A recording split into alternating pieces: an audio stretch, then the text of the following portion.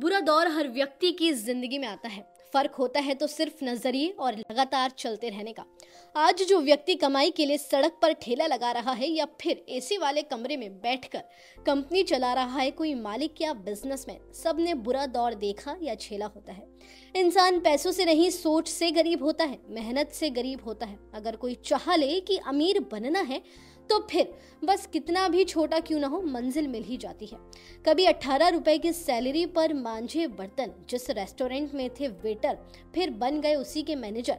आज देश भर में 100 से ज्यादा रेस्टोरेंट के हैं मालिक। कुछ ऐसी ही है सागर रत्ना जैसी फूड चेन खड़ी करने वाले जयराम बानन की कहानी। तो चलिए आज हम आपको जयराम बानन की सफलता की कहानी बताते हैं। बता दें, कर्नाटक के उडुपी में जन्मे जयराम बानन करीब 13 साल के रहे होंगे जब उन्होंने घर छोड़ दिया। घर छोड़ने का कारण था पिताजी की पिटाई का डर। बानन को अपने पिता से बहुत डर लगता था। स्कूलिंग के दौरान वो एक कक्षा में फेल हो गए थे। उन्हें डर सताने लगा कि पिताजी बहुत पिटाई करेंगे। इसी डर में उन्होंने 13 साल की उम्र में ही घर छोड़ दिया। घर छोड़ने के बाद जयराम सीधे मुंबई पहुंच गए। साल 1967 का समय था। यहाँ उनका एक जानने वाला था जो रेस्टोरेंट चलाता था। इसी रेस्टोरेंट में बानन काम करने लगे। उम्र छोटी थी तो ज्यादा पैसे तो मिलते नहीं थे। ऐसे में वो झूठे बर्तन धोते थे। इस काम के लिए उन्हें 18 रुपए महीने की सैलरी मिलती थी। ऐसे ही 6 साल तक उन्होंने बर्तन धोने का काम किया। इसके बाद बानन की लगन और मेहनत देखकर उन्हें पहले वेटर और बाद में रेस्टोरेंट के मैनेजर बना दिया गया।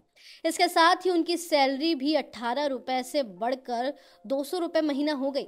बानन ने कई सालों तक उस रेस्टोरेंट में नौकरी की। फिर उन्होंने खुद का बिजनेस शुरू करने का सोचा। वो दिल्ली में अपना खुद का रेस्टोरेंट खोलना चाहते थे। बानन साल 1973 में दिल्ली आ गए। यहाँ पहले उन्होंने गाजियाबाद में सेंट्रल इलेक्ट्रॉनिक्स लिमिटेड की कंपनी चलाई। इसके बाद उन्होंने साउथ दिल्ली की डिफेंस कॉलोनी में अपना पहला रेस्टोरेंट खोला। इसका नाम सागर रखा गया। इस रेस्टोरेंट से बानन ने पहले ही दिन 408 रुपए कमाए थे। बानन ने रेस्टोरेंट में मन लगाकर काम किया, क्वालिटी पर विशेष ध्यान दिया। जब उनका रेस्टोरेंट अच्छा चल निकला तो 4 साल बाद दिल्ली में ही एक और रेस्टोरेंट खोल लिया और इस रेस्टोरेंट का नाम सागर रत्ना रखा गया। वर्तमान में सागर रत्न के कनाडा, सिंगापुर और बैंकॉक जैसे कई देशों में कई सारे आउटलेट हैं। समय के साथ सागर रत्ना बहुत बड़ा ब्रांड बनता चला गया। सागर रत्ना के अलावा उन्होंने साल 2001 में स्वागत नाम की एक और कंपनी खोली और एक और रेस्टोरेंट की चेन शुरू कर दी।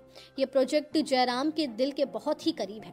एक रिपोर्ट की माने तो जयराम वैसे तो ज्यादातर दिल्ली में ही रहते हैं, लेकिन वो जिस भी शहर में होते हैं वहां के आउटलेट जरूर जाते हैं।